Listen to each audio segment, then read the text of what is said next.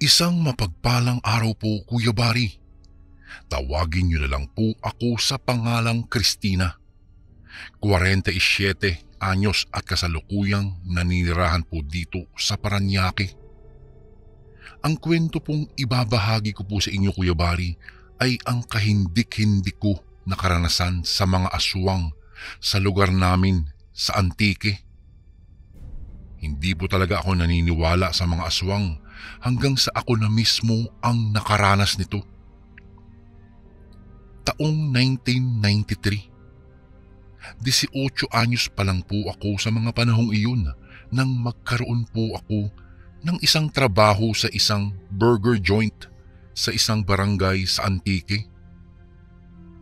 Bali, taga Iloilo City po ako, Kuya Bari. Naninirahan po ako sa Iloilo kasama ng aking mga magulang at 5 kapatid. Bali, pangalawa po ako. Maagang nag-asawa ang aming panganay, kaya po napilitan akong pumunta ng Antique upang magtrabaho, upang makatulong sa aking mga magulang. Isinama ako ng aking kaibigan at kababata na si Auring sa isang mag-asawa na nagmamay-ari ng nag-iisang burger joint sa barangay. Hindi ko na lang po sasabihin, Kuya Bari, ang eksaktong pangalan ng lugar para na rin sa ikatatahimik ng lugar na ito. Ayon kay Auring, naghahanap daw ang mga taong ito ng tindera sapagkat ang dating nagtitinda ay umalis na lang bigla. Nakipagtanan daw ito sa kanyang kasintahan. Kung kaya't walang pag-aalinlangan na tinanggap ko ang trabahong sinasabi niya sa akin. Sumama naman kaagad ako kinabukasan nung pabalik na siya sa Antique. Kuya Bari, si Auring naman ay nasa isang karinderya nagtatrabaho. Nabasa lang daw niya kasi ang nakapaskil sa tindahan nang maisipan niya sanang bumili ng hamburger. Noong maalala niya na kailangan ko po ng trabaho, ay inalok niya sa akin ito kaagad. 2 araw na sarado ang burger joint dahil walang tindera, kaya as soon as possible ay dapat may makuha na sila. Ang kinalalagyan ng bahay nila at tindahan ay nasa dulo pa ng barangay. Siguro po mga 10 hanggang 15 metros ang layo sa susunod na bahay. Napapaligiran din ito ng mayayabong at malalaking puno. Kumatok kami sa pintuan sa nakasaradong bahay. Matagal bago ito binuksan. Akala ko po walang tao kasi sarado lahat, pati ang mga bintana. Ngunit nang sinabi sa akin ni Auring na ganito talaga ang mag-asawa sa umaga dahil sa gabi ang kanilang mga trabaho. Ang weird naman, sabi ko na lang sa sarili ko, pero hindi na ako nag-usisa pa kung ano talaga ang trabaho ng mga ito. Tao po, tao po. Anong kailangan nyo? Tanong ng matandang babae pagkatapos magbukas ng pintuan. Ay, Aling Pasita, magandang umaga po. Kasama ko po kasi yung kababata ko na siya nga po pala siya si Christina. Mag-a-apply po siya bilang tindera. Pakilala ni Auring sa akin sa matanda. Siya ba? Ngiting sabi ng matanda. Sandali lang at lalabas ako, sabi ulit. Sa araw ding iyon ay tinanggap na kaagad ako ni Aling Pasita. May iilang katanungan lamang siya tungkol sa aking sarili at nasagot ko naman ang mga iyon, Kuya Bari. Palangiti ang matanda at mukhang mabait naman. Payat siya na babae at nanglalalim ang mga mata nito. Siguro nga ay dahil sa puyat ito palagi, pero mukhang mas bata ang hitsura niya kaysa sa edad niya na 73. Marami din siyang mga patakarang binanggit gaya ng hindi ako maaaring pumasok sa bahay nila nang walang pahintulot. Nag-iingat lang daw sila dahil yung huling tindera ay nakapagnakaw pa bago ito umalis at sumama sa kanyang kasintahan.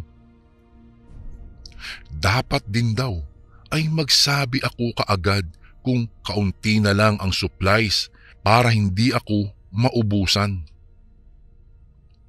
Isa pa daw ay dapat hindi ako magpapagabi sa tindahan. Kailangan kong umuwi bago mag-alas 6 at marami pang iba. Kuya Bari, tinandaan ko ang lahat na iyon para naman hindi ako matanggal sa trabaho. Ayos naman silang magpasahod, sapat lang upang makatulong sa pamilya ko. Isang araw, naulinigan ko ang tsismosang kapitbahay na nag-uusap. Uy Mare, may nawawala na naman sa kabilang baryo, alam mo ba yun? Isa daw binatilyo na kaitarang 15. Inutusan lang daw yung bumili ng sigarilyo ng kanyang ama sa labas kaso hindi na daw umuwi. Akala nga ng mga magulang naglayas o kaya'y sumama sa barkada kaya hindi nakauwi.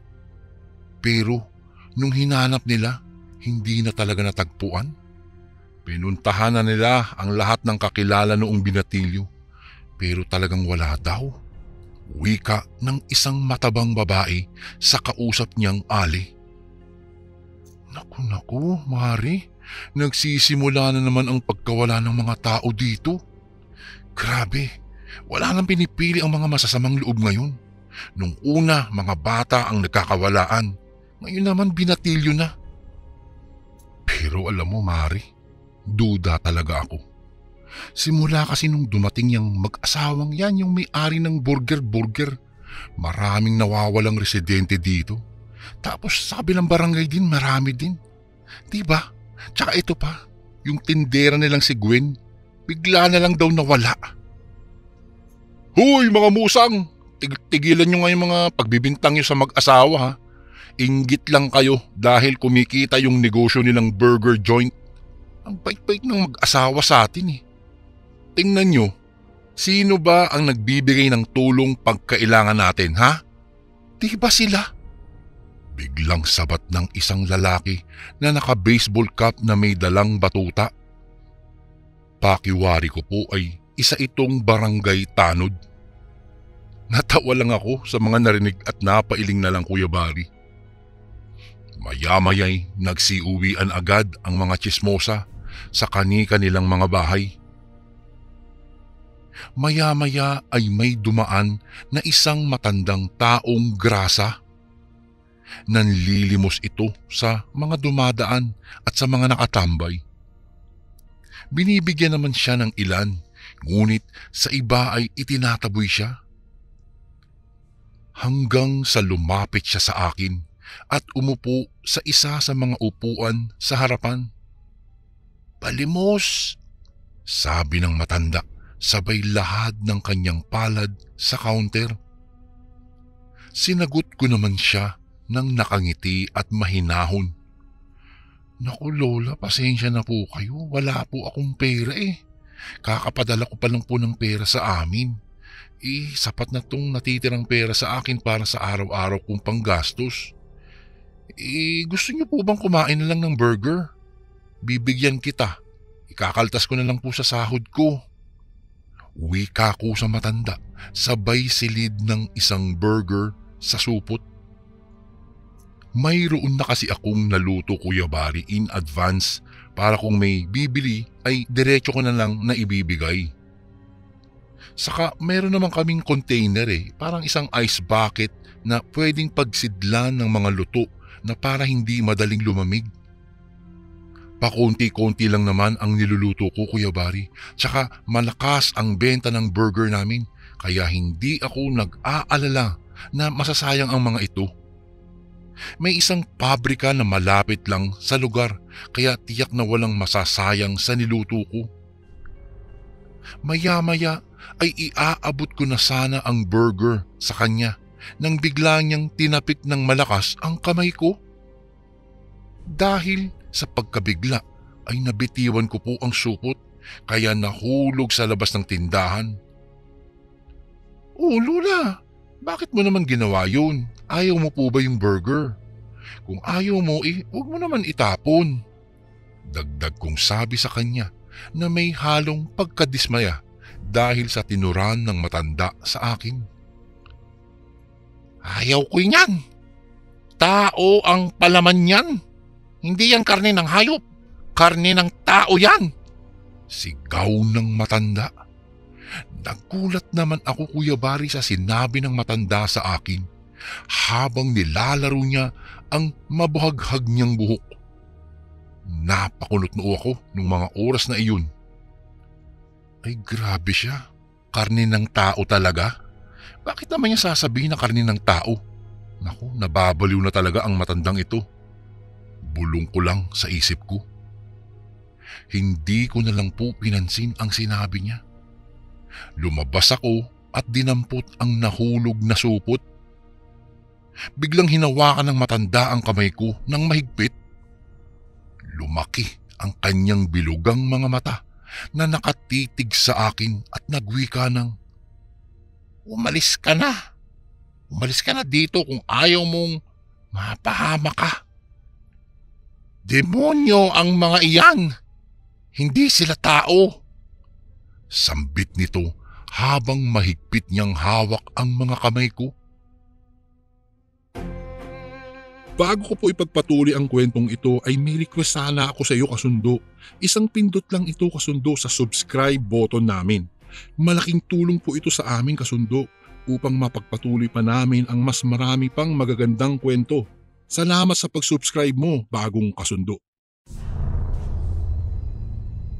Kinuha ko kaagad ang kamay ko at mabilis na dinampot ang supot sa lupa. Natakot ako bigla, Kuya Bari, at nagmamadaling pumasok pabalik sa tindahan. Sinarado ko agad ang pinto. Noong tignan ko sa labas ay naglalakad na ito papalayo habang palingon-lingon sa kanyang paligid.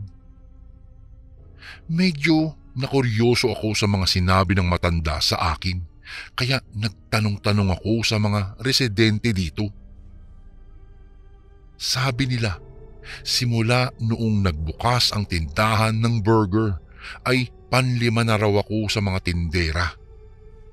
Bigla-bigla na lang daw umaalis ang mga tindera dito o kaya'y naglalaho na lang ng bigla. Hindi nila alam ang dahilan, ngunit may usap-usapan na mga aswang ang mag-asawa. Aswang? Uso pa ba ngayon yun? Ang dami ko nang naririnig na usap-usapan pero ni isang aswang wala naman ako nakikita. Sabi ko lang sa sarili ko at pilit na iwinawaglit ang sobrang pag-iisip tungkol doon.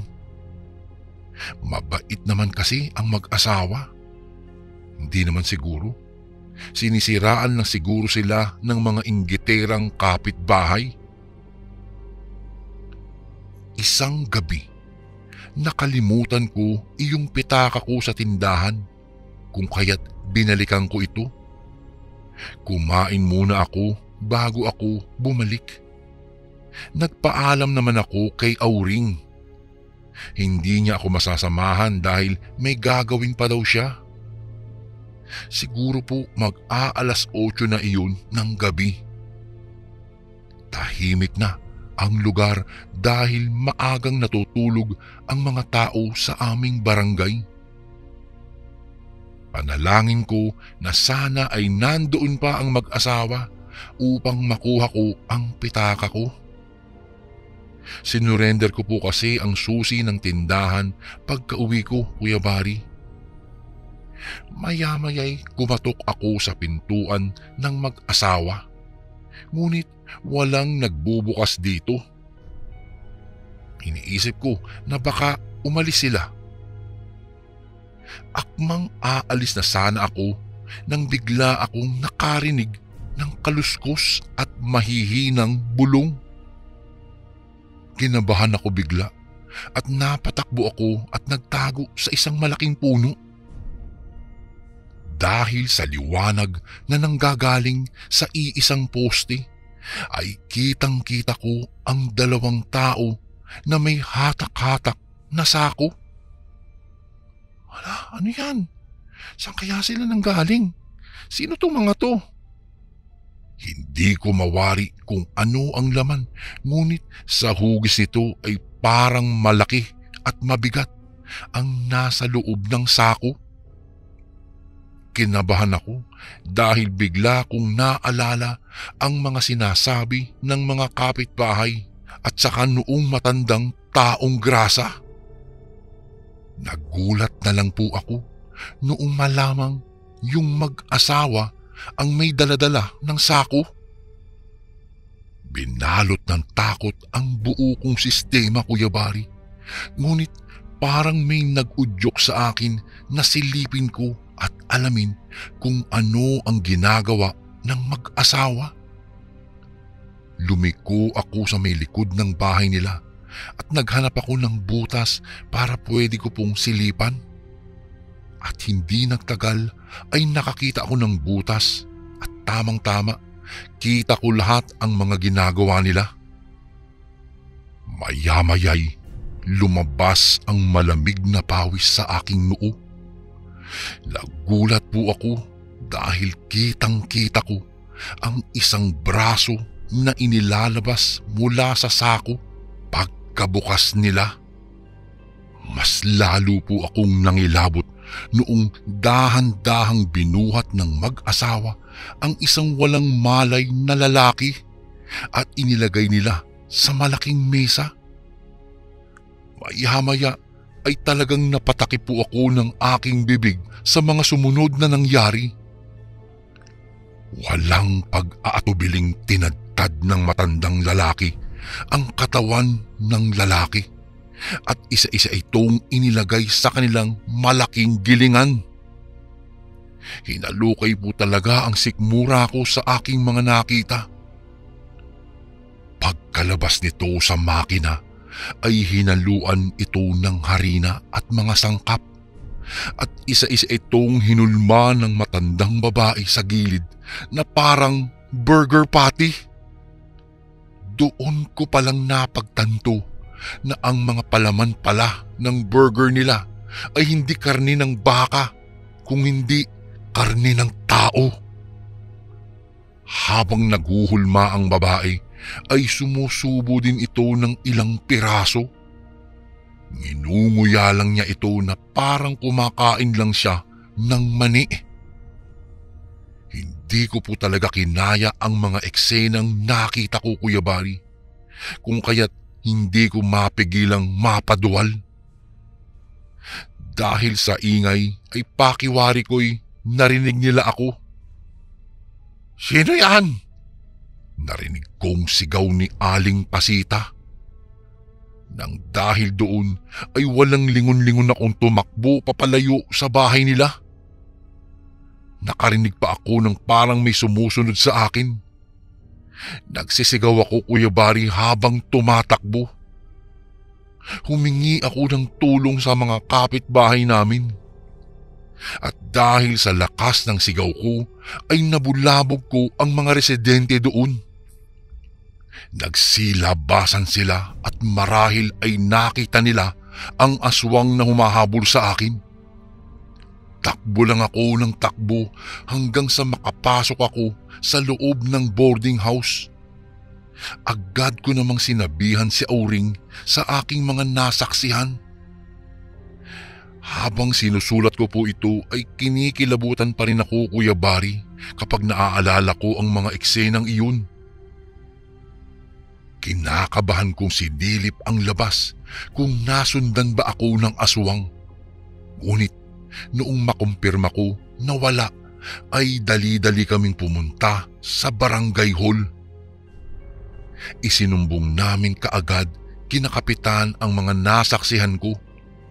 Hindi na nagsayang ng oras ang kapitan at ang mga tanod at agad nila sinugod ang bahay ng mag-asawa. Pagdating sa bahay ng mga ito ay sinubukan pa nilang palabasin, ngunit walang tumugon. Kung kaya't sapilitang binuksan ng mga tanod ang bahay at nagimbal silang lahat sa kanilang mga nakita. Mga nagkalat na dugo at lamang loob ang nasa loob. Umaalingasaw na rin ang napakabahong amoy na nakakubli ng matagal na sa loob ng bahay na iyon. Wala na doon ang mag-asawa. Tumakas na sila. Sinubukan pang hanapin ng mga tanod ang mga ito, ngunit sa kasamaang palad ay hindi na sila mahagilap. Hindi po ako talaga makapaniwala na mga aswang pala ang mag-asawang iyon. Nadagdagan pa ang takot ko noong natuklasan din nila na hindi nakipagtanan ang tinderang nauna pa sa akin, kasi po ay natagpuan nila ang mga gamit nito sa loob ng kwarto ng mag-asawa. Maraming gamit pa ang nandoon, kasama na ang mga gamit ng mga nawawalang tao sa kabilang barangay. At ang pinakanakakasulasok sa lahat, nung malaman namin, Kuya Bari, na totoo pala na ang burger patty na binebenta nila ay hindi talaga galing sa karne ng baka, kung hindi galing sa karne ng tao. Nasaksihan pala ito ng matandang taong grasa nang minsan siyang napadaan sa lugar, kaya ito naging baliw. Wala kasing naniniwala sa matanda, kaya patuloy pa rin sa pagkukubli ang mag-asawa sa kanilang tunay na kaanyuan. Kumalat ang buong balita sa buong baryo namin.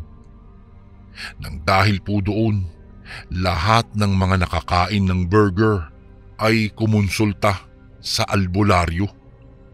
Ang iba daw ay natroma at ayaw nang kumain ng burger sa buong buhay nila. Buti na lang hindi po ako nakatikim ng burger nila, Kuya Bari. Hindi kasi ako mahilig sa karne. Mas gusto ko pong kainin ang gulay, Kuya Bari. Nang dahil sa ginawa ko, ay nailagay ko sa peligro ang aking sarili. Kaya po napagpasyahan kong lumuwas na lang pabalik ng Maynila upang hindi ako matuntun ng mag-asawang aswang. Nakikibalita pa rin ako kay Auring tungkol sa mag-asawang iyon, ngunit hindi na daw talaga nagbalik pa. Nagpasya ang mga tao doon at ng mga taga-barangay na sunugin ang bahay ng mag-asawa, pati ang tindahan, para wala na daw itong balikan pa. Hanggang dito na lang po ang aking kwento, Kuya Bari. Hinding-hindi ko po talaga makakalimutan ang mga nasaksihan ko nang minsang naging tindera ako ng hamburger na tao. Lubos na gumagalang, Christina.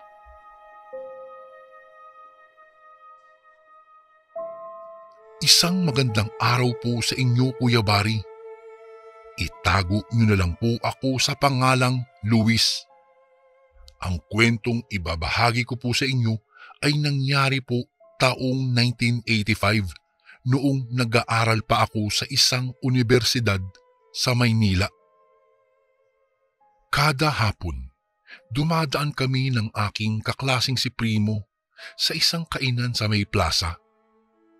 Paborito po kasi naming kainin ang dinakdakan, Kuya Bari, kaya naman hindi nakukumpleto ang araw namin kapag hindi kami nakakakain noon.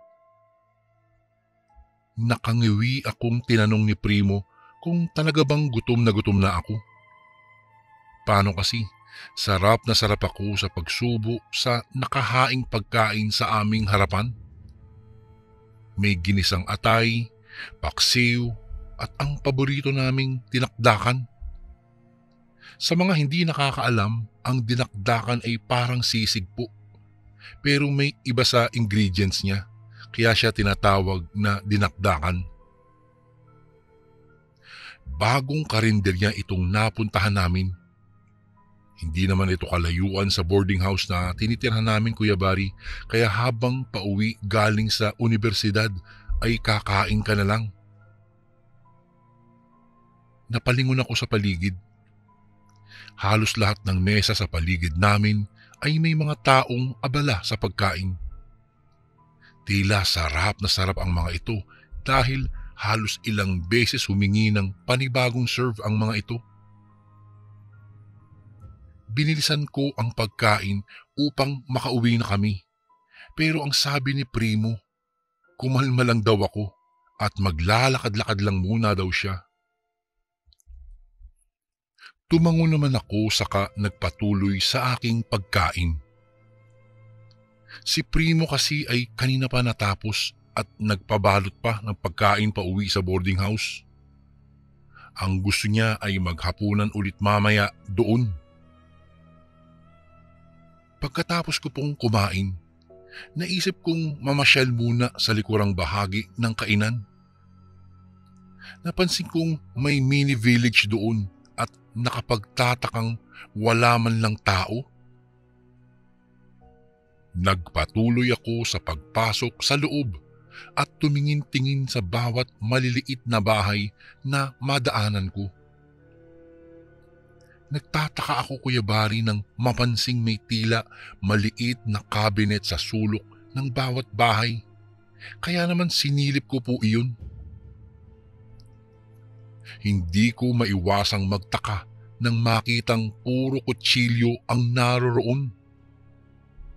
Sa kabilang maliit na bahay naman, may napansin akong mga bagay na hindi ko masikmura ang amoy. Mamasa-masa at medyo madulas pa ang sahig, ngunit hindi ko na po ito pinansin dahil mas natakot ako nang may pumasok na malalaking tao at may dalang iba't ibang klasing patalim. May hila-hila silang malaking itim na sako at may lamang hindi ko alam kung ano. Nagulat na lang ako nang butasin nila ang itim na sako at inilabas ang isang bangkay na sa tingin ko ay nanggaling pa sa puninarya. Ipinwesto nila ito sa isang mahabang mesa at pinagtulong-tulungang tanggalan ng damit. Gamit ang itak ay pinagtataga ng isa sa kanila ang katawan ng daladala nilang bangkay. Napatakip ako sa aking bibig. Nandiri ako at hindi na tiningnan pa kung ano ang ginawa nila sa bangkay. Sigurado naman ako na kinatay na nila ito na parang manok. Kahit hindi ako nakatingin, Kuya Bari, ay naririnig ko ang tunog ng laman na tinatamaan ng matalas na kutsilyo. Napatakip ako sa aking bibig at pinipigilan ang sariling mapasuka. Grabe, nakakadiri po. Nakahindik-hindik ang kahayupang ginagawa ng mga demonyong ito. Napaigtad pa ako nang magtanong ang pinakamatanda sa kanila kung may nagpunta ba sa lugar na iyon. Sariwa pa kasi ang alikabok na nanggaling yata sa sapatos ko. Dumagundong ang kaba sa aking dibdib nang makita kong tumitingin-tingin sila sa buong paligid. Sana naman ay wag nila akong mahuli. Nagulat pa nga ako, Kuya Bari, nang biglang marinig nila ang pagtunog ng aking beeper. Mukhang may nag-message. Gigil na inoff ko kaagad iyon. Kapag nahuli ako ay papatayin ko talaga si Primo. Lalapit na sana ang matanda sa pinagtataguan ko nang magsalita ang isang kaedaran ko lang at humihingi ng pasensya. Anya, sa kanya daw ang beeper na iyon at nakalimutan niya lang na iligpit kanina. Siya daw kasi ang nagtapon ng mga tirang karne kanina sa likod kaya nailipag niya ang beeper niya at nakalimutan niyang kuhain pa. Napahingal ako at napatingin sa likuran. May mesa nga doon at may nakalagay na beeper. Akala yata nila ay sa kanila ang beeper na tumunog. Nanghina pa ako nang marinig na bilisan na raw nila ang pagtatadtad at kakailanganin na ang mga iyon sa dinakdakan. Lalaki ako, Kuya Bari, pero gusto kong mawalan ng ulirat sa sobrang pandidiri at panghihilakbot. Tila lahat ng nasa sikmura ko ay gustong magsilabasan lahat. Tigbi-tigbi na ang aking pawis sa matinding pagpipigil sa sarili. Kailan ba aalis ang mga taong ito para makalabas na ako? Hindi nagtagal, may narinig naman akong boses babae na nagtungo sa pinagkatayan nila at sinabing pakibilisan na raw ang mga sangkap dahil marami na ang naghahanap ng dinakdakan. Kinulang daw sila sa putahe kaya naman kailangan nilang magluto pa ng marami. Nakita ko, Kuya Bari, ang nakakalat na karne sa mesa. Hindi ko alam kung ano ang nangyari at basta na lang itong naging karne ng baboy. Ilang beses ko pang kinusot ang aking mga mata, ngunit iyon talaga ang aking nakikita. Hindi po ako maaaring magkamali. Pero papaano ito naging karne ng baboy? Hindi na ako nakagalaw pa nang muling pumasok sa loob ang mga kalalakihan at binuhat na ang mga trinabaho nilang karne ng bangkay. Isa-isa na itong niluto sa nararapat na putahe at ako naman ay tila pinaliliguan na ng pawis. Pakiramdam ko, mawawalan ako ng ulirat sa aking natuklasan. Ang dinakdakan, bangkay pa na ng tao ang pangunahing sangkap. Naulinigan ko ang pagkukumahog ng mga kalalakihan at inilagay na sa magkakahiwalay na balde ang mga tinadtad na laman at lamang loob ng kawawang bangkay bago binuhat ang mga iyon at nagsialisan. Isa sa mga binatilyo ang nag-alok na siya na raw ang maglilinis sa nasabing pinagkatayan nila. Kaya naman naging alerto na ako. Kung kailangan kong hampasin ang kanyang ulo para makaalis ay gagawin ko talaga. Mamaya ako pa ang katayin nila at wala na akong magagawa pa doon. Nagulat pa ang lalaki at akmang sisigaw nang sumilip ako mula sa kanyang kinaroroonan. Ngunit hindi na niya ito nagawa pa dahil hinampas ko siya kaagad ng isang kahoy na nagkataon namang naroon lang sa gilid ko.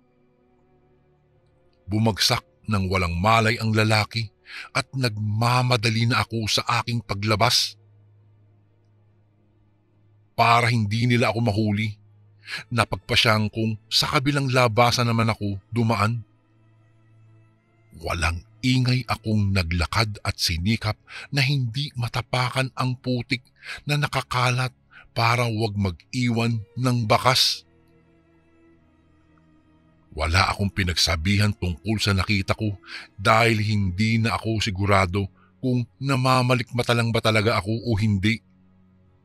Ang alam ko lang, Kuya Bari, hindi maganda ang operasyon ng mga tao sa karinderyang iyon na naghahain ng dinakdakan. Maski kay Primo ay hindi ko ikinuwento ang bagay na iyon dahil sa aking takot na baka mapahamak po kami. Hindi na basta-basta lang kung anumang bagay ang natuklosan ko at posible akong habulin ng mga aswang kung sakali mang malaman nilang pinagkalat ko ang kanilang sikreto. Kuya Bari, mga aswang lang ang pwedeng gumawa ng kanilang ginagawa. Nakita pa naman ako ng binatilyong hinampas ko ng 2x2 sa ulo at malamang pinaghahanap na ako sa nasabing lugar. Itong si Primo naman ay nagtataka na sa akin kung bakit sinasadya kong lumihis ng daan tuwing uwian. Marami naman kasing shortcut pa uwi sa boarding house. Medyo natatakot lang kasi ako sa isiping aabangan nila ako sa kalsada, saka kakatayin kagaya ng ginawa nila doon sa kawawang bangkay. Mabuti na lang napakalma ko ang aking sarili at kinalimutan na ang bagay na iyon. Ngunit isang araw, umuwi si Primo na may dalang ulam. Pilit niyang makipagsalo sa akin. Gusto kong sumuka at matakot kung ano ba ang posible niyang ipakain sa akin kaya napangiwi ako nang makitang inihain na naman niya ang dinakdakan. Walang sabi-sabing sumandok siya sa kutsara at isinubo. Para bang tinatakam pa niya ako pero hindi ko talagang kayang patulan ang gusto niyang gawin.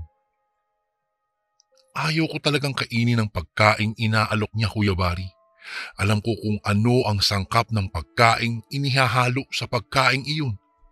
Kaya naman natatakot akong masulyapan ang kahit na kapirasong karne nun. Hindi ko maiwasang manginig habang iniisip kung kaninong bangkay na naman ang niluto ng mga taong nasa karinderya at inihalo sa bawat putahe nila. Naisip ko ang sinabi sa akin ng aking nanay noong bata pa lamang ako. Ang sabi niya, kapag daw may kakaiba sa pagkaing natatanggap ko, ay kaya kong malaman ang tunay nitong hitsura kung pipigaan ko lang ito ng kalamansi. Kung kaya't iyon ang aking ginawa. Tumayo ako at tinungo ang aming ref. Mabuti na lang at marami akong nakitang kalamansi sa loob kaya kumuha ako noon at sinabi ko kay Primo na gusto kong pigaan ng kalamansi ang aking pagkain. Dahan-dahan kong piniga ang katas ng kalamansi sa aking dinakdakan. Nagulat ako nang mamilog ang mga mata ni Primo nang makita niyang biglang nagbago ang hitsura ng pagkain sa loob ng plato. Tinignan ko din iyon at gayon na lang ang pagkagulat ko nang makita kong naging mga daliri ito ng tao. May mga patay na langaw pa nga at inuuod kaya gayon na lang ang aking pagkasindak at halos mahimatay ako sa labis na pandidiri. Halos sabay na sabay kaming sumuka ni Primo nung mga oras na iyon, Kuya Bari. Halos hindi ako makahinga sa mga nakita kong nakakadiring bagay sa loob ng plato. Hindi nakatapos sa kinakain niya si Primo. Nagbanta siyang magrereklamo, ngunit sinabi ko sa kanya na wag na, lalo na't hindi namin kayang kalabanin ang mga aswang. Isa pa, hindi namin alam ang kakayahan ng mga ito na maaaring kumitil sa aming mga buhay. Nag-alala si Primo dahil sa kanyang mga nakain. Maski ako ay naiisip din iyon dahil nakakain din ako nito at maaaring maging aswang din kami. Nag-isip kami ng mabuti ni Primo kung ano ang dapat naming gawin. Napagpasyahan naming sumangguni sa isang albularyo, ngunit wala namang albularyo doon sa lugar na iyon. Kung kaya't napagpasyahan naming lumuwas sa aming baryo upang doon na magpagamot. Kinabukasan, gulat na gulat ang aking mga magulang sa aking biglaang pagluwas sa aming baryo. Agad ko namang ikinuwento ang mga pangyayari kung kaya't hindi na nag-aksaya pa ng oras ang aking ama at dinala kami sa kilalang albularyo. Ayon sa albularyo ay wala naman daw balak na yang gawin kami ng nasabing karinderyang iyon, kung kaya't hindi kami mahahawa sa pagiging katulad din ng mga aswang. Ngunit may ipinainom pa rin sa aming dalawa na isang napakapait na tubig. Ito daw ay pangontra para doon sa mga nakain namin na dinakdakan. Sa sobrang takot at kaba ko, Kuya Bari, ay hindi na ako muling bumalik pa sa universidad. Sa takot na baka mabiktima ako ng mga aswang na iyon sa kadahilan ng may nakakita sa kanila ng mukha ko. Maski din po si Primo ay tumigil din sa pag-aaral. Ngayong 50 anyos na po ako, Kuya Bari, ay wala namang nangyaring masama sa buhay ko. Ngunit hindi ko pa rin talaga malilimutan ang karanasang iyon na minsan akong nakakain ng kakaibang karne sa dinakdakan. Hanggang dito na lang po ang aking kwento, Kuya Bari. Maraming salamat po. God bless po. Lubos na gumagalang, Luis.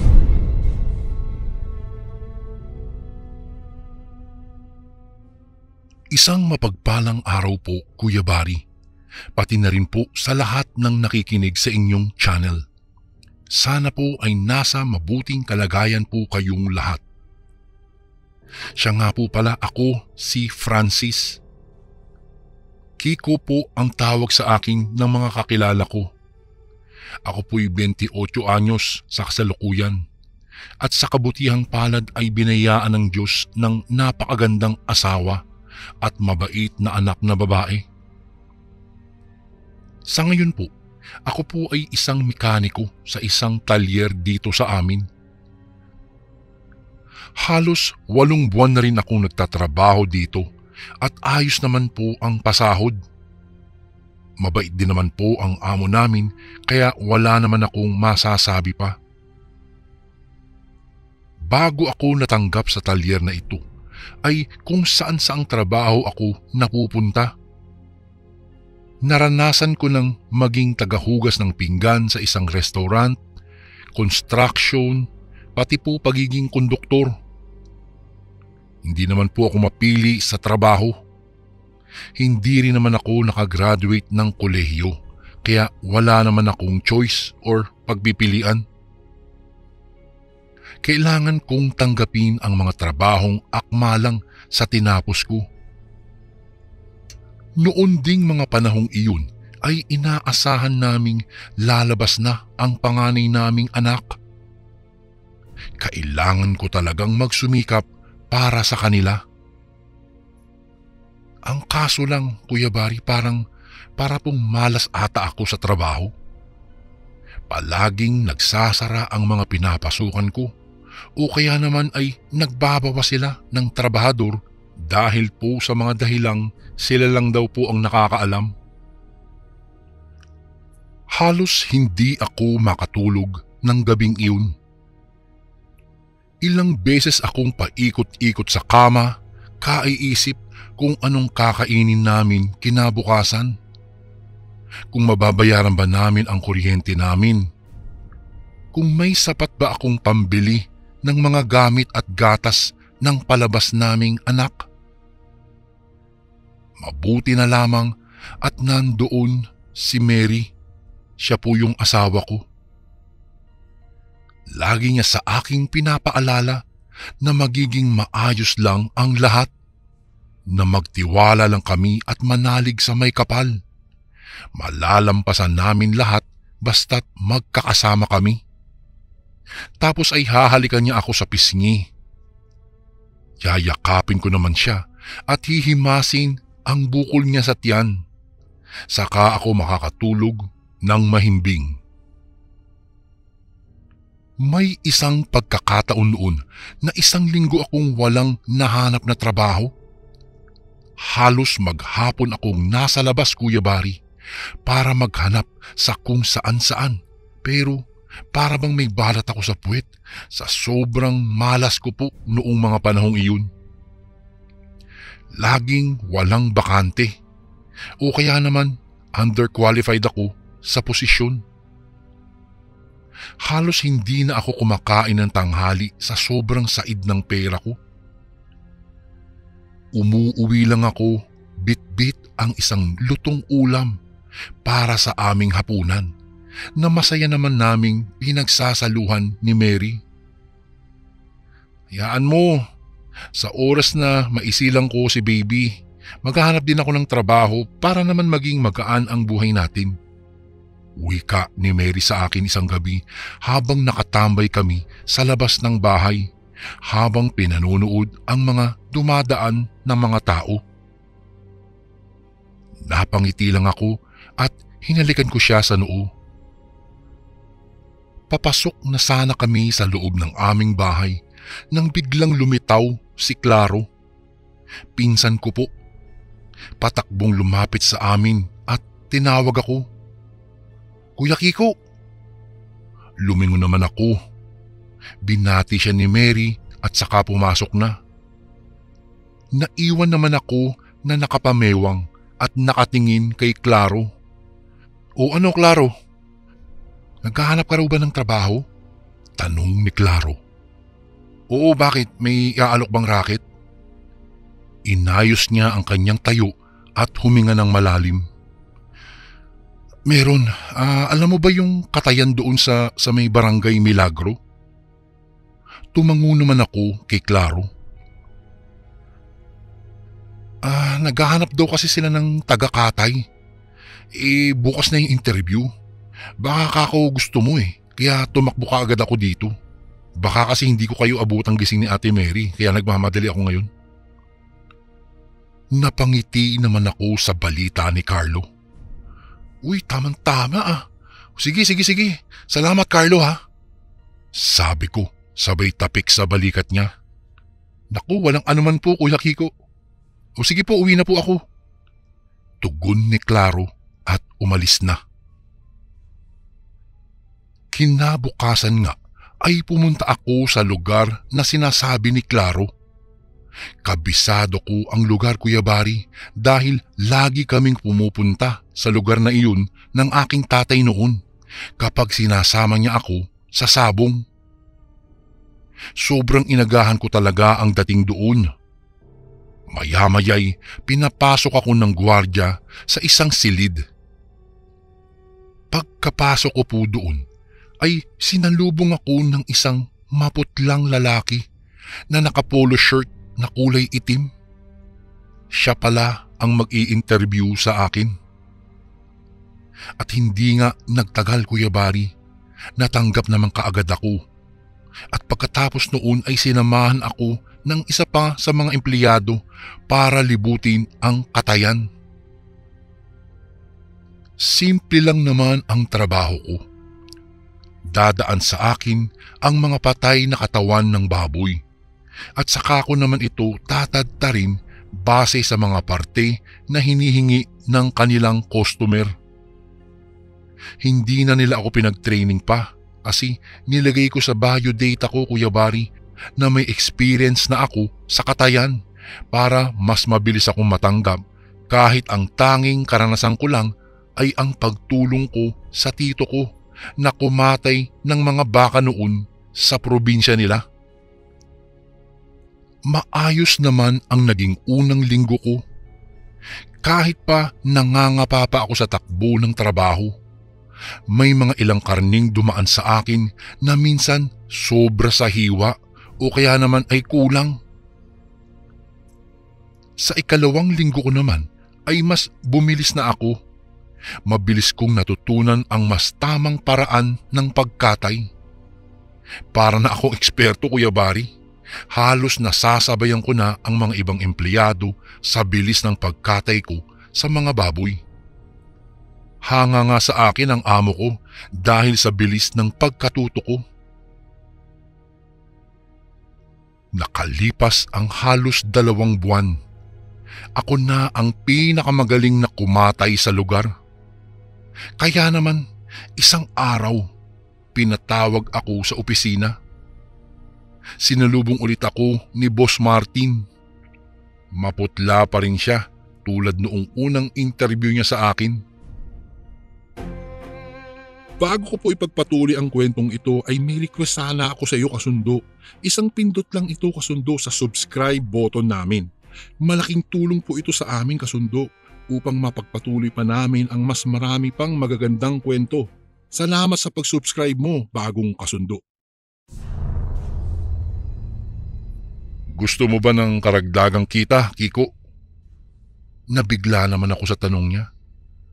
Oo. Syempre naman po. Lalo na ngayon, kailangan ko po, manganganak po ang misis ko. Kailangan po, boss, talaga ng ekstrang kita. Ganun ba? Mabuti naman, no? Sige, sumama ka sa akin. Pumasok kami sa likod ng opisina ni boss. May hagdan doon na papunta sa isang pababa. Isang basement, ika nga. Bumaba kami at saka binuksan ni Boss Martin ang switch. Bumukas ang ilaw at saka ko naramdaman ang biglang paglamig ng temperatura.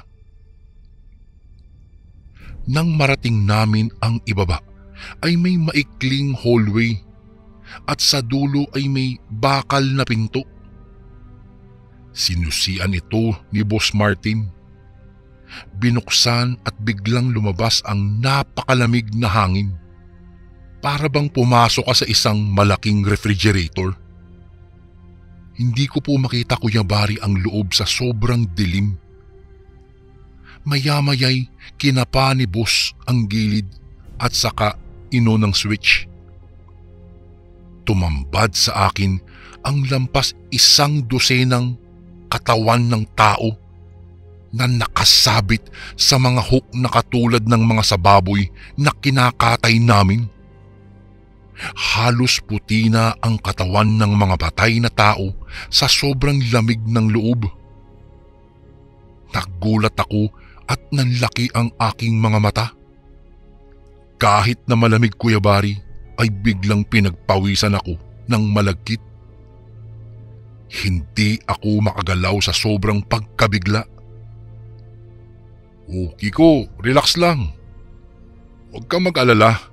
Ang mga patay na tao na yan ay binili namin sa mga kulungan kung saan maraming preso ang namamatay na wala man lang kamag-anak na kumukuha sa kanila. Dinadala namin sila dito at kinakatay. Nililinisan at ginagawang pagkain ng mga lahi namin. Kinakain? Oo, Kiko. Ang may-ari ng kumpanyang ito ay mga mayayamang aswang na may mga normal na buhay sa labas. Ngunit hindi pa rin nila maiwasan ang pagkain sa mga tao. Hindi naman sila pwedeng basta-basta na lang kumain ng kung anong sinong buhay na tao sa labas dahil labag iyon sa ating batas. Kaya naman ganito ang ginagawa nila. Hindi kayo masasamang aswang? Saka ko palang nakita ang mapula niyang mga mata at matatalas na ngipin na alam kong kayang wakwakin ang katawan ko anumang oras niya gustuhin. Napaatras ako. Bigla siyang tumawa. Nagbibiro lang ako. Gusto ko lang ipakita sa iyo na hindi ako nagsisinungaling. Simple lang naman ang gagawin mo. Kakatayin mo ang mga katawan para sa amin. Yun lang. Parang kumakatay ka lang ng baboy. Pero boss, Hindi ko alam kung kakayanin ko. Di ba? Teka muna, relax lang. Di ba sabi mo kailangan mo ng pera? Ganito gagawin ko Triple ang magiging sahod mo sa amin. Hindi ka na mamumroblema sa pera. Tinitigan ko si Boss Martin. Matagal. Saka ako nagsalita. Ano ba to? Sige po boss, tinatanggap ko po. 3 buwan akong kumakatay ng tao, Kuya Bari, para sa kanila.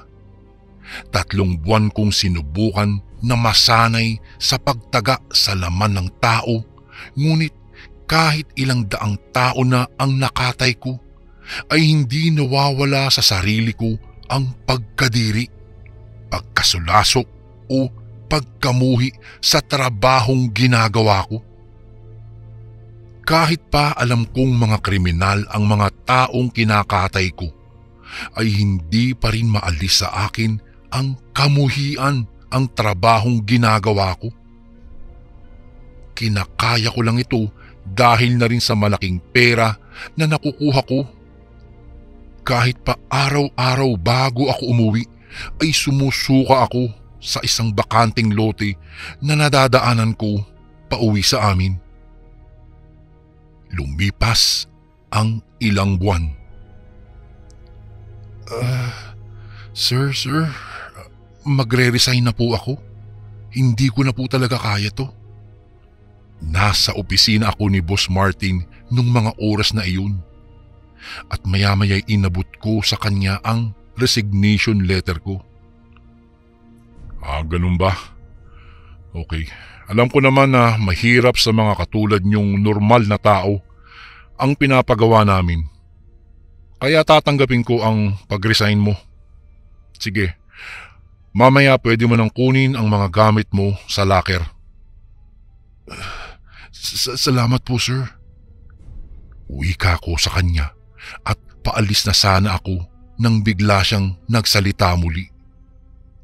Kiko, alala lang huwag sanang malaman ng iba ang kung anumang nakita mo sa loob ng katayan na ito. Maliwanag ba? Hindi kami masasamang nilalang, ngunit sa oras na kami naman ang malagay sa panganib, hindi ako magdadalawang isip na gumanti. Tandaan mo yun. Opo sir. Parang gumapang sa katawan ko ang takot dahil sa paglitaw ng matatalas ng ngipin ni Boss at ang pula niyang mga mata. Para akong isang takot na asong nakabahag ang kanyang buntot na lumabas sa opisina. Simula noon, Kuya Bari, ay hindi na ako kailanman bumalik pa sa katayan na iyon. Ilang araw din akong gising at nag-aabang kung dadalawin ba ako ni Boss Martin dahil sa pagre-resign ko. Ngunit sa kabutihang palad naman ay hindi naman siya dumalaw. Alam ko naman na mabubuti silang klase ng mga aswang, na hindi sila mananakit ng mga inosenteng tao. Lumipas ang ilang panahon ay nakahanap na din ako ng trabaho. At sa kabutihang palad, Kuya Bari, malusog naman na lumabas ang panganay naming anak ni Mary. Magpas hanggang ngayon, Kuya Bari, ay hindi ko po talaga malilimutan ang trabahong iyon. Ipinagtapat ko rin naman kay Mary ang buong pangyayari bago pa siya manganak. Nagpunta kami sa isang simbahan sa baryo namin upang ipagdasal ang lahat ng mga taong pinakialaman ko at humingi ako ng tawad sa ating Panginoong Diyos sa mga nagawa ko dahil lang sa matinding pangangailangan. Pinagsisisihan ko po talaga, Kuya Bari, ang lahat ng nagawa ko dahil lang sa tindi ng aming pangangailangan. Isang trabaho na aking kinamumuhian magpasa hanggang ngayon. Doon sa katayan ng baboy. Hanggang dito na lang po ang aking kwento, Kuya Bari. At sana'y maikwento mo rin ito sa inyong channel. Lubos na gumagalang, Francis.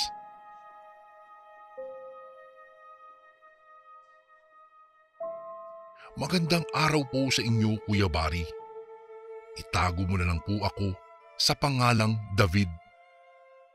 Ang kwentong aking ibabahagi po sa inyo ay maaaring hindi kayo maniwala. Ngunit ito po ang nangyari. Natatakam na napalingon ako sa pinanggagalingan nang may madaanan akong isang bagong kainan. Mukhang kabubukas lang yun, Kuya Bari, dahil kakaunti pa lang ang mga customer na kumakain. Ewan ko ba kung bakit nagawa ko pang bumalik sa dinaanan para tikman ang masasarap nilang putahe. Late na nga ako sa trabaho, pero heto at kampante pa akong nakaupo na para bang hindi ako natatakot na masisante dahil sa kaunti kong pagkakamali. Kinawayan ko po ang isang waitress at umorder ng nilagang baboy. Nagulat ako dahil napakamura ng kanilang mga tindang ulam. Bago po ito isinilbi, binigyan muna ako ng juice ng babae na kaagad ko namang ininom. Uhaw na uhaw ako at parang kulang pa nga ang isang basong binigay sa akin ng babae. Noong ma-serve ng waitress ang order ko, halos maiyak ako sa sarap ng aking kinakain. Kasing lasa iyon ng nilagang baboy na niluluto ng aking ina noong nabubuhay pa ito. Ewan ko ba, parang naalala ko bigla si Mama. Namiss ko siya. Inubos ko ang inorder ko at nagmamadali ng umalis upang pumunta sa isang trabaho. Isa nga pala po akong construction worker. Kuya Bari, ako nga pala si Dennis. 32 anyos sa edad kong ito. Aaminin kong hindi pa talaga ako nagkakanobya. Paano naman kasi? Wala akong ginawa kundi kumain. Nakahiligan ko lang kasing kumain talaga, Kuya Bari, kaya mas mahalaga sa akin ang pagkain kaysa magkanobya. Hindi ako kagaya ng mga karakter sa istorya na pinapantasya ng mga kababaihan. Ako yung tipo ng lalaking kinamumuhian ng bawat payat. Paano po? Tiyan ko pa lang, tumatalbog na sila. Sa madaling salita, mataba po akong tao. Isa nga pong malaking milagro na nakasali po ako doon sa renovation ng bahay na yun. Palagi po kasi akong inaasar ng mga kasamahan ko sa trabaho. Baka raw sa halip na yung semento ay ang tiyan ko raw ang mamasahin nila. Minsan, dinadaan ko na lang sa pagyuko ang sinasabi nila.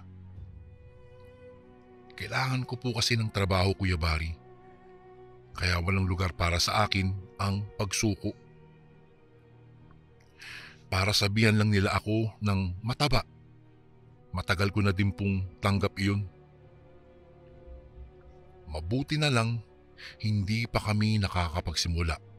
Kaya nakapagpahinga pa ako bago kami magtrabaho. Kinagabihan, nagpasya akong bumili na naman ng pagkain sa bagong kainan. Sa pagkakataong iyon, adobo naman ang inorder ko, Kuya Bari. Tutal masarap naman ang mga luto nila, naisip kong kanin na lang ang isasaing ko at sa karinderya na bibili. Kagaya po nung una, pinainom na naman nila ako ng juice kaya hindi ko ito tinanggihan talaga. Umuwi ako at maayos na inilagay sa plato ang binili kong ulam saka ako kumain. Ewan ko ba Kuya Bari kung bakit nakakaramdam ako ng matinding pagkabalisa habang nginunguya ko ang karni. Para siyang hindi karni. Kapag tinitigan ko naman, nakikita kong karni siya ng baboy.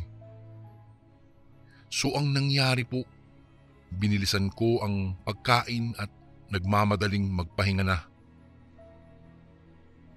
Bago makatulog, nagtaka po ako nang maramdaman kong biglang namaga ang aking mga gilagid. Hindi ko naman alam kung paano nangyari iyon. Binaliwala ko na lang at sa pagod ko po ay nakatulog na pala ako. Kapag nagigising ako sa umaga, sinisiguro kong nakakabili ako ng pagkain mula sa bagong karinderya para iulam ko sa sinasaing kong kanin. Kung noon ay nangako akong magpapapayat na, nagulat po ako dahil parang mas dumoble ang taba at bigat ko na naging dahilan para mas lalo akong kantyawan ng mga katrabaho ko. Hindi ko alam Kuya Bari kung bakit ang sarap nilang magluto. Parang nasasanay na ako na hinahanap-hanap ko na ang pagkaing nakagawian ko sa tindahan nila. Isang araw, maaga akong bumangon. Naisip ko sa karinderya na lang ako kumain para maaga na din akong makapasok sa trabaho. Hindi na po kasi ako makapagluto at makapaghugas ng plato. Medyo madilim pa nang umalis ako sa bahay. Habang naglalakad ako, tanaw ko ang papabukas pa lang na kainan. Mukhang abala na kaagad sila sa dami ng naghihintay na kakain. Binilisan ko tuloy ang paglalakad para naman makauna ako sa pila. Nakita kong parang walang tulog yung mga customer nila. Mapupula ang mga mata at hapong-hapo. Naisip ko na lang na baka mga panggabi ito. Pero bakit parang magugulo ang buhok nila at amoy langis ang mga katawan nila? Halos makipag-unahan pa sila sa akin. Mabuti na lang at may nakuha kagad akong pwesto sa sulok. Kaagad akong pinagsilbihan ng pagkaing gusto ko at nagsimula ng kumain. Sa pagkakataong iyon, pansit po ang napili kong bilhin. Sa kalagitnaan ng pagmuya ko ay natigilan ako. May nararamdaman kasi ako sa loob ng bibig ko kaya nagmamadali akong iluwa iyon. Hindi ko alam kung ano ba ang dapat kong maramdaman nang makitang putol na daliri iyon ng tao na may kulay pula lang na manicure sa kuko. Nanginginig ang bibig na napalibot ako ng tingin. Pakiramdam ko, lalabas na ang lahat ng kinain ko sa labis na pandidiri nang makita ang nakasilbi sa mga customer na sarap din sa pagkain. Hindi ko alam kung namamalikmata lang ako Kuya Bari nung mga oras na iyon. Kinurot ko pa nga ang aking sarili. Nasaktan ako. Ang ibig sabihin ay gising ako. Nakita ko ang isang adobo na hita ng tao. Lumpiang daliri, tainga at mata na ginawang sisig at may hiniwa-hiwa pang karni ng tao. Nagsikip ang aking paghinga at dahan-dahan akong tumayo na tipong hindi mapapansin ng tagasilbi pati na ng may-ari. Nag-iwan ako ng bayad sa mesa at hindi na ako nag-abala pang lumapit sa counter. Doon ko palang napagtanto na mga aswang pala ang mga ito. Siguradong sigurado ako dahil saan ka makakakita ng ganoong klaseng inihahain? Mga aswang din ang mga customer nila. Siguro kapag nalaman nilang natatakot ako at lumapit pa ako, ay baka may tsansa ako naman ang katayin nila para ipakain sa mga nagugutom na customer. Nagmamadali na nilisan ko ang kainan at hindi na lumingon pa sa takot na habulin ako ng mga ito.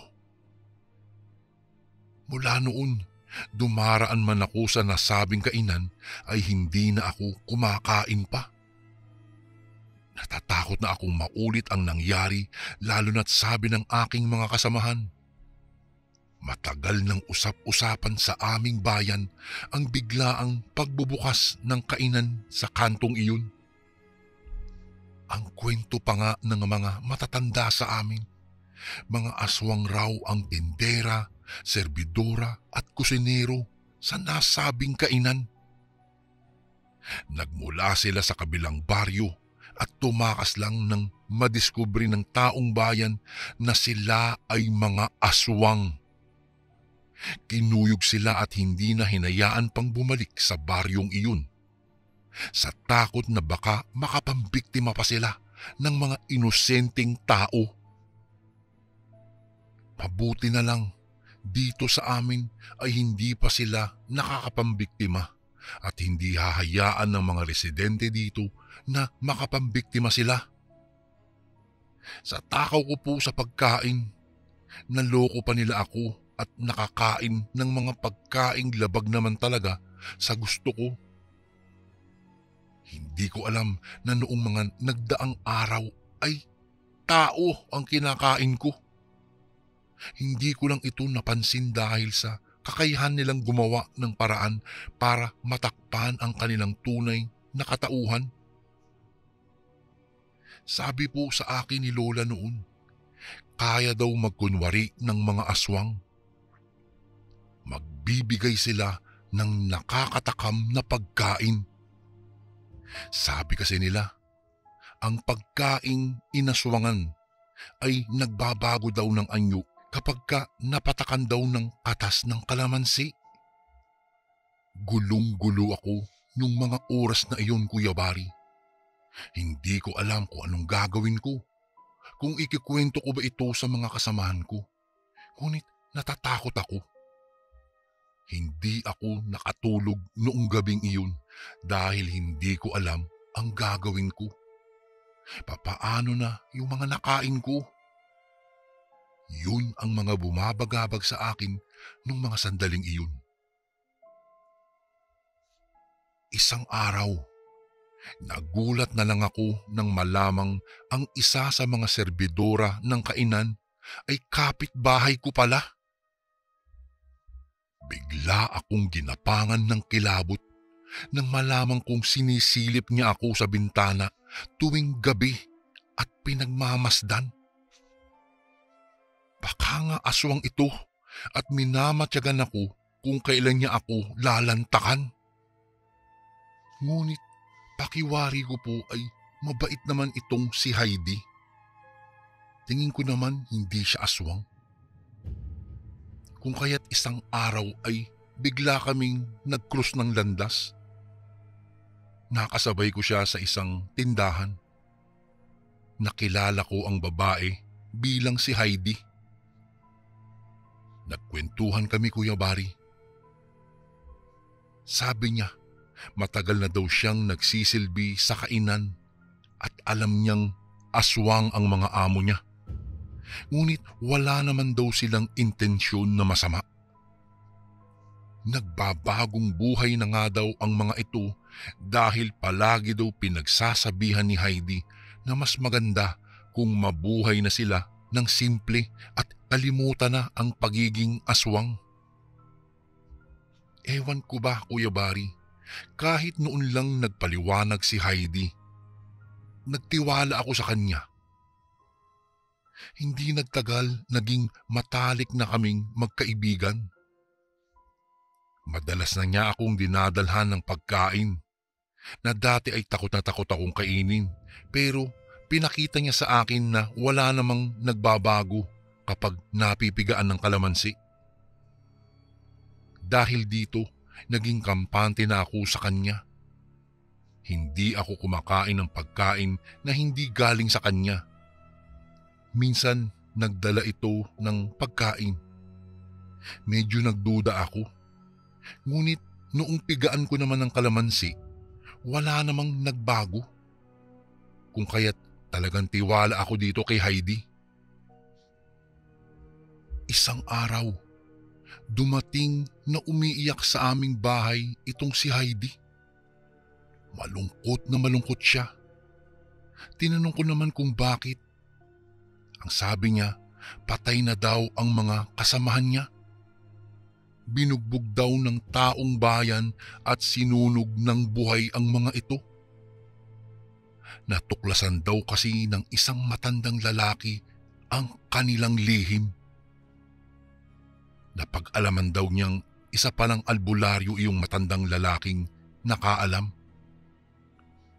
Dagdag pa niya, kung nakinig daw sila kay Heidi na magbagong buhay na, sana buhay pa daw sila ngayon. Tinanong ko naman si Heidi kung papaano siya nakaligtas. Noong araw pa lang iyon, inutusan daw siya ng amo niya na kunin ang isang supply doon sa bodega nila. Kaya noong balikan daw niya ang mga ito, ay nakita niya nagkakagulo na ang mga tao at iyon na nga ang senaryo na nadatnan niya. Umamin din si Heidi sa akin, Kuya Bari, na isa siyang aswang at iyon daw ang huli naming pagkikita. Wala akong nagawa. Natulala lang ako. Hindi ko alam ang aking mararamdaman noong mga sandaling iyon. Humahagulgol itong umalis at hindi na ako nakapagsalita pa. Hindi na ako nakapagpaalam sa kanya. Nalungkot ako, Kuya Bari, dahil naging malapit na sa akin si Heidi at siya lang ang nakakaintindi po sa akin. Kinabukasan, habang nagtatrabaho ako, ay may narinig akong usap-usapan. Napag-alaman ko na ang kausap pala ng mga kasamahan ko sa trabaho ay ang matandang albularyo. Siya pala ang may-ari noong bahay na ginagawa namin. Siya po si Apong Ador. Mabait ito at mayaman po siya. Ayon sa mga kwento ng mga kasamahan ko, yumaman daw ang matandang ito dahil sa kanyang pagtulong sa tao. Mayroon pala itong ginamot na isang mayamang pamilya na taga Cebu. Napag-alaman kong nagamot daw niya ang anak pala nito na matagal nang may sakit dahil ginagambala daw ito ng mga engkanto. Tanging si Apong Ador lang daw ang nakapagpagaling dito. Kung kaya't yumaman siya dahil hindi pinagmaramutan ng mayamang pamilya na bigyan siya ng salapi at ari-arian dahil sa nagawa niyang paggamot sa kanilang anak. Noong hapon ding iyon, papauwi na sana ako, Kuya Bari, nang makasalubong ko sa kanto si Apong Ador. Bumati ako sa kanya. Nagkaroon kami ng kaunting kwentuhan tungkol sa nangyaring trahedya sa kainan. Naglakas loob na rin akong ikwento sa kanya na nakakain din ako sa nasabing kainan. Kung kaya't hindi siya nag-atubiling gamutin ako nung mga oras na iyon. Matapos po ang gamutan ay napag-alaman kong hindi naman ako nayanggaw. Magmula noon, Kuya Bari, naging mapayapa na ang aking pakiramdam. Ito po ang aking hindi malilimutang karanasan, Kuya Bari. Sa ngayon po ay payat na ako at nandito ako ngayon sa Iloilo at mayroon na po akong sariling pamilya. Isang pangyayaring hindi na mawawala sa isipan ko dahil po sa aking katakawan noon. Hanggang dito na lang po ang aking kwento, Kuya Bari. Salamat po ng marami and God bless po sa inyong channel. Lubos na gumagalang, David. And again, maraming salamat po mga kasundo. Don't forget to subscribe and i-click nyo lang po yung bell na button para updated po kayo sa mga upcoming videos namin na paparating. Maraming salamat po ulit. God bless and ingat po lagi dyan. Ito po si Kuya Bari at ako ang Sundo.